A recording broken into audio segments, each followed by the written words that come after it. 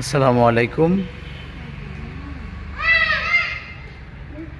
অনেক দিন পরে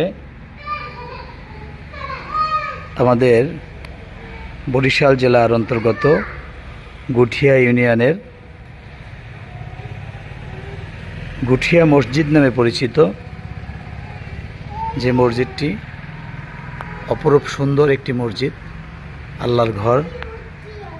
এটি দর্শনের জন্য বিভিন্ন জেলা থেকে, দূর দূরান্ত থেকে মানুষ দর্শনার্থীরা এখানে ঘুরতে আসেন।